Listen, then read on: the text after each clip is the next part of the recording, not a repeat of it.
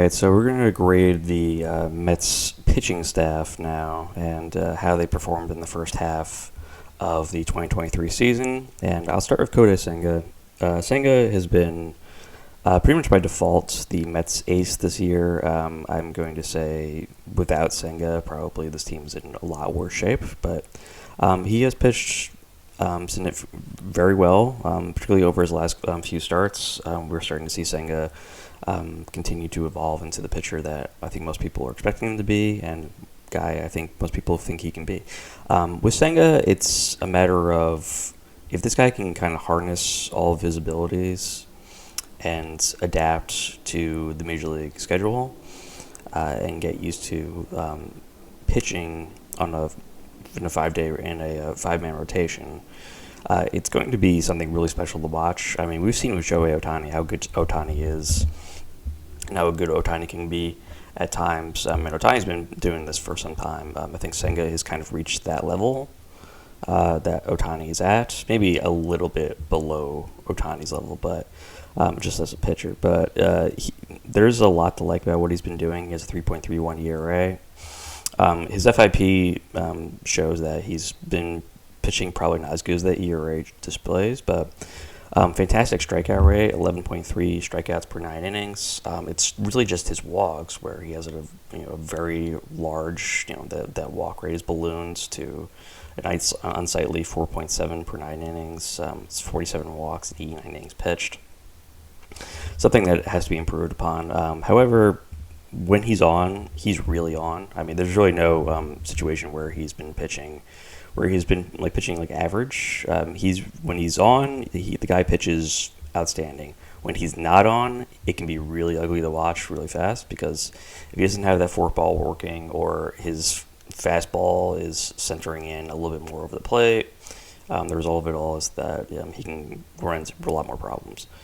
I'm going to grade Senga as B, with the hope that he's going to continue to improve, and I think you might even see him by the end of the year. I think I could grade him as possibly a B+. Because I do think things are continuing to improve with Senga. I think he can continue to evolve into an even better pitcher than he already has been. Next up, Max Scherzer. I'm going to grade Scherzer right now, and Scherzer is going to be a flat-out D for me. And this is not to say that Scherzer's had terrible performances all year long. In fact, he's had stretches where he's been able to string together outstanding performances back to back. It's more the fact that Scherzer has seemingly completely devolved into the worst version of himself, which is a version that continues to get strikeouts, controls his walk rate very well. Those peripherals right on line.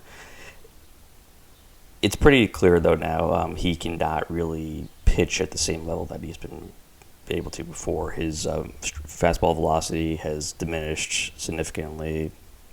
Velocity across the board is diminished. And the result of it is he is really struggling to sort of find that sort of sweet spot where he can focus on his off-speed stuff while continuing to throw his fastball, which, as I mentioned before, fastball velocity just hasn't really been working. And on the days that he doesn't have his off-speed stuff, which is, more often than not what's been happening, he can get lit up. And we've seen that. 18 home runs allowed in 87 2/3 innings pitched. It's a pretty bad rate even for Scherzer. And Scherzer's always had problems giving up home runs. I'm not going to pretend this guy hasn't given up 30 home runs in the season.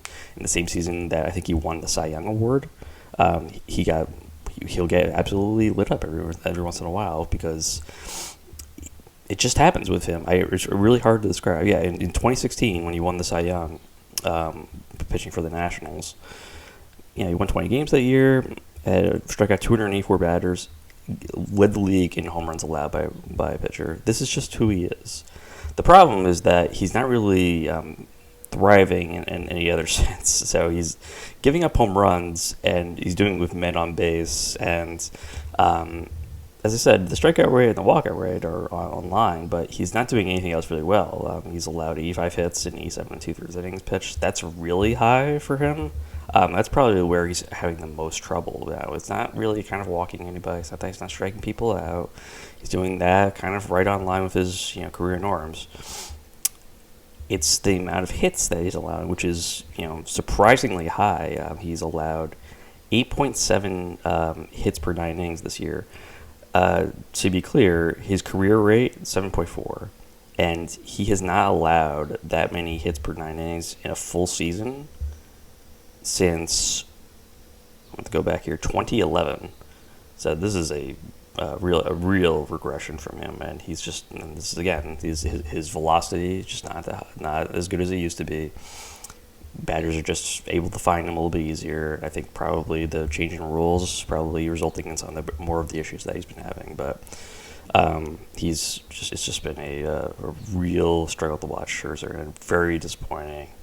Next up, Justin Verlander, and you're going to talk about disappointing. Verlander's been pretty much that.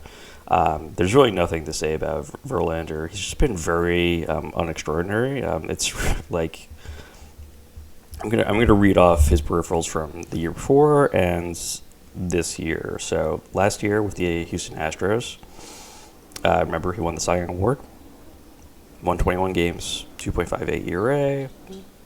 I'm sorry, I apologize. 18 games, 1.75 ERA. He had a strikeout rate 9.5, walkout rate 1.5, WHIP 0.829. Led the league that year. Also led the league in ERA and wins. And this year he is 3-4. He has a 3.6 ERA. And you might think, okay, like maybe he's pitching better than maybe his FIP is better than it is. No, his FIP is actually worse. He has a 4 FIP. His strikeout rate, the worst he has had in a full season, you're going to have to go back a long ways. All the way back to 2014. And this was kind of like the dark times for Scherzer, who was in like his prime. He was 31 years old.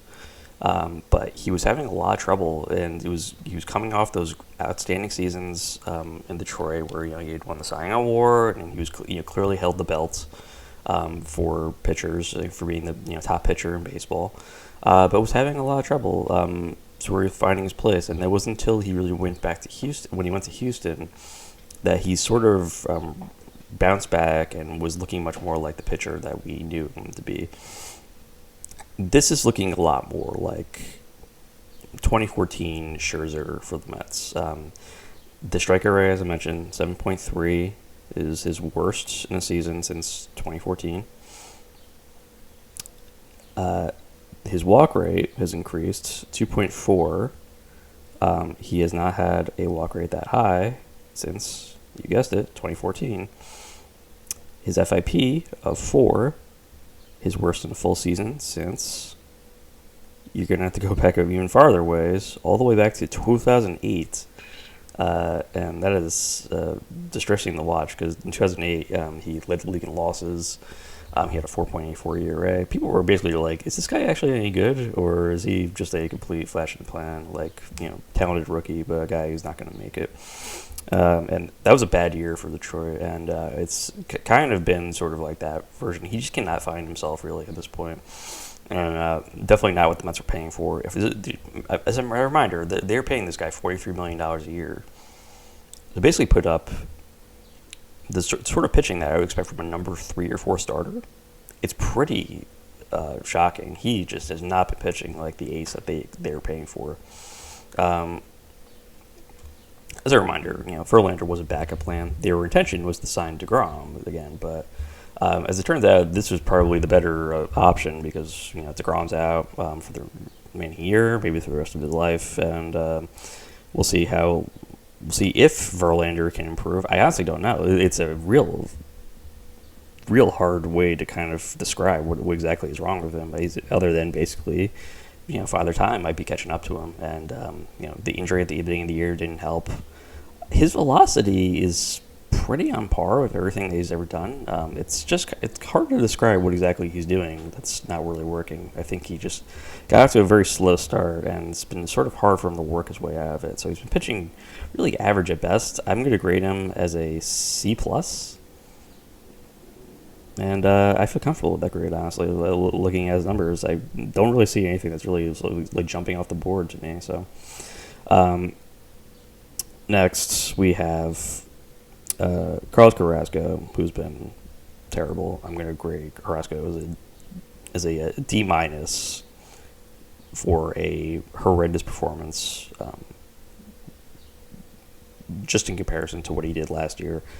He's been a guy you really cannot have him pitching. And if you're going to wonder why the Mets are having so much trouble, it's because they have to keep like surrendering starts to Carrasco, who occasionally will throw a half a decent start every once in a while. He did that in San Diego, and there was the expectation that Carrasco was like, oh, okay, all right, maybe it's starting to work for him a little bit better. Sorry, not San Diego, in Arizona in the shutout game when he pitched 8 shutout innings, and the 2 prior starts he'd only allowed 2 earned runs. He'd only thrown 9 innings in total in those 2 starts combined. He just can't go very deep in these games because he's just getting lit up every time he goes out, and he has a problem staying healthy. We've outlined that many times. He was, solid, really at best for the Mets last year. I think there's really nothing to say that was too, eye popping about his performance last year. He's just, you get what you get with Carrasco. So D minus for Carrasco. I mean, you look at his numbers: 5.16 ERA, 5.95 FIP. In the tank, strikeout and walk numbers. His worst season as a pro. I think it's pretty comfortable to say this is his worst year of his career. And it's coming in this year, of course, when Scherzer and Verlander are also having substandard years. Next we have, the last starting pitcher I'm going to rate, and this is going to be David Peterson. And Peterson, fundamentally, this was a guy who the Mets were kind of banking on to be their guy who was going to be their young starting pitcher who they could slot in the fifth spot, who they felt comfortable with being there in that position. He had been basically the guy the Mets leaned on all of last year, with the injuries to Scherzer and DeGrom all last year. It kept Peterson in the rotation. Peterson kept putting up great performances back to back every game. He finished that year 7-5, 3.83 ERA. I mean, great performances for a guy who was a spot starter, long man in the bullpen.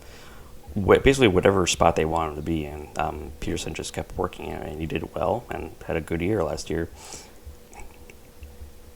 Got off to a really bad start this year. It's really no way to describe how bad he's been, other than, you look at his number. I mean, technically his walk rate has improved. His home run rate exploded. I mean, he went from 0.9 last year to 1.5. He's allowed 9 home runs in 54 innings pitched. He only allowed 11 in 105 innings pitched last year. That's like, what exactly is wrong with you at that point? And then his hit rate, it's unbelievable. He's allowing 11.1 hits per 9 innings pitched. That's insane. I mean, that is just, you're giving up a hit basically to everybody that you're seeing in the rotation, and you can see that reflected in his ERA. He's a 6.46 ERA. How is this guy still in starting rotation? Now he's come back, and in his last 5 games has been, let's say, much better. I'll say that. In his last 3 starts since his return from the minor leagues, he pitched 6 shutout innings against Milwaukee, got the win in that game. He would only go 4 innings the next start, but he didn't get hurt. There was no issues with him. They pulled him early in that game. That was the game that I attended, where he went 4 innings, allowed 3 hits, 1 earned run. But he got the early hook from Showalter that game. And then in the game against San Diego, went 5 1/3, 5 hits, 3 earned runs.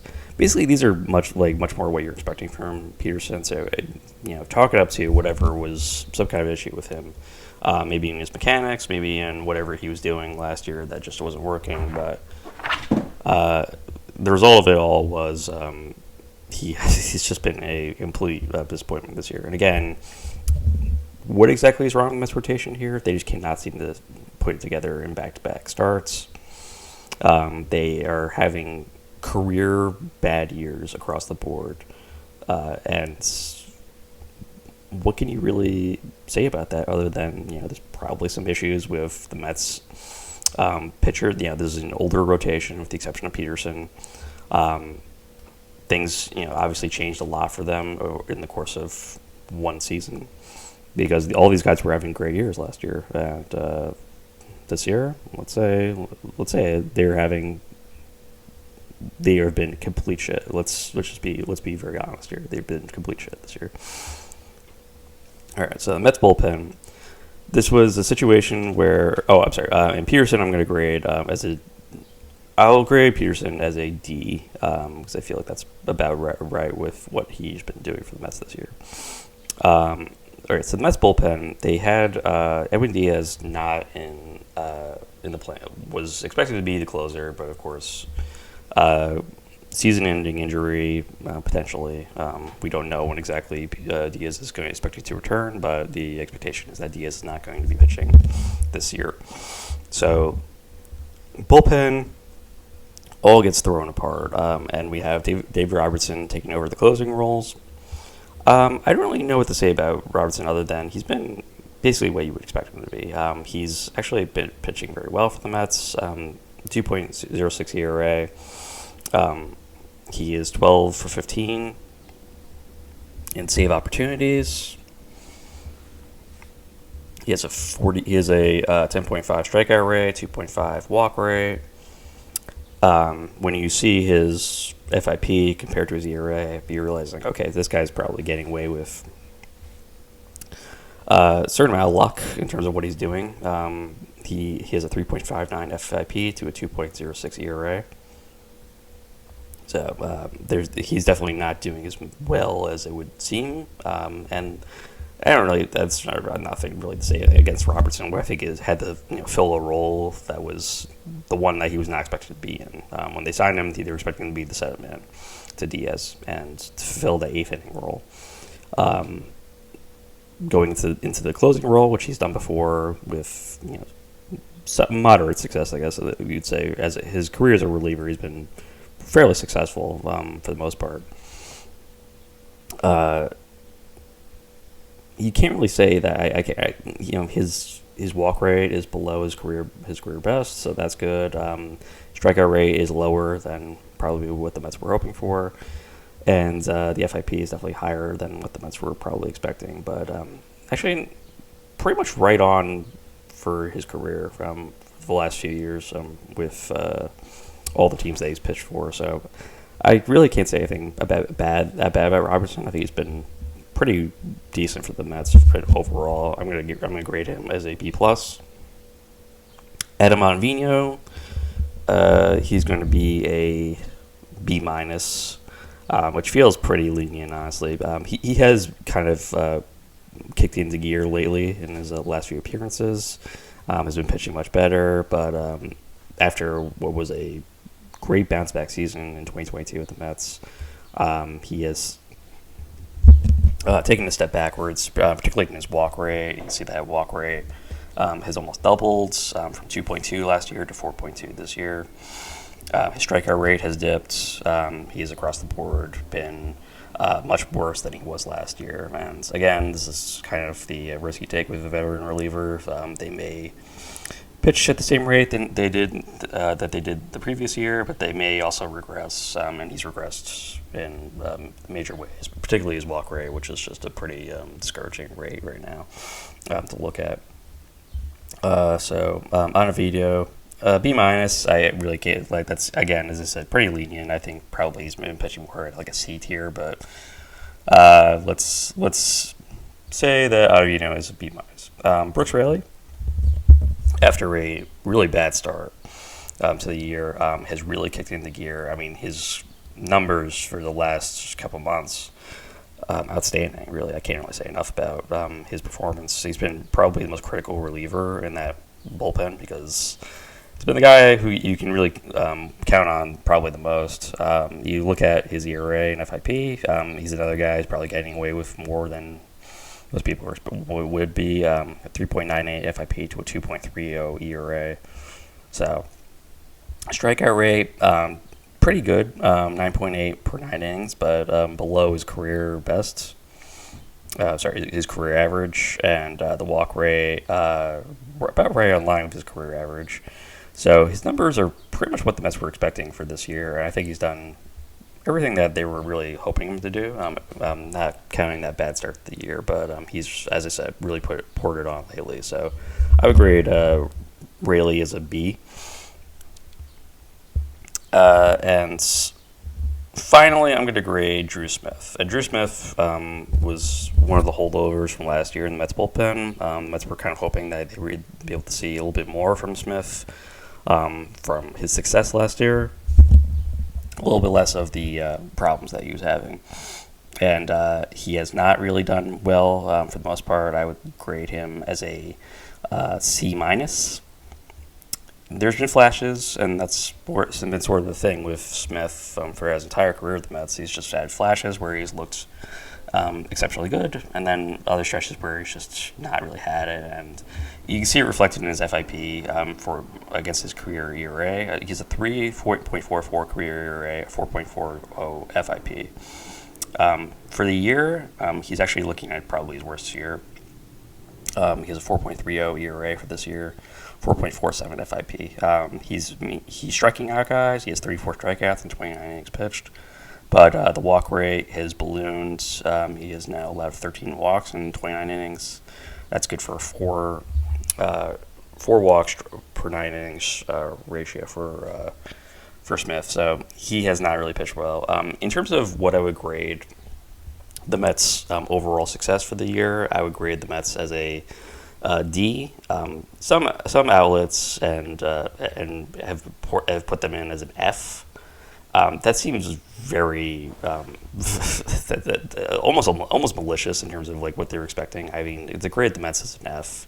This is not a team that's in last place. They have not played well across the board. But as a overall unit, I would grade the Mets as a D.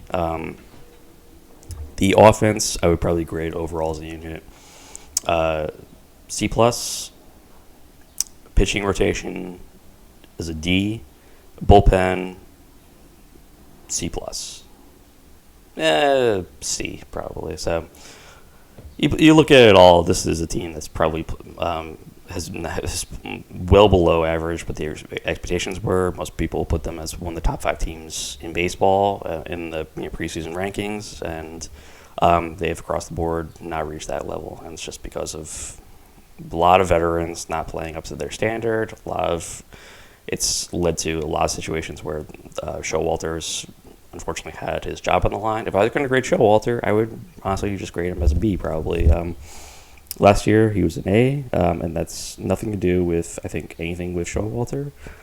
I think that just kind of reflects how the team's doing, is how you grade the manager, and that's just you grade him out as it is. A lot of these losses are not Showalter's fault. It's a lot of Mets pitching or Mets hitting or the bullpen not playing up to expectations. And I really can't say that enough. They just have really fallen very short of what they should be playing at. There's a certain amount of bad luck also going on with the Mets. They are 42 and 48 before they begin the second half of the season. So they've played 90 games already throughout the year. They have, as we know, 72 games left to play. What can they do in those 72 games? Well, they're unlucky, as I said before.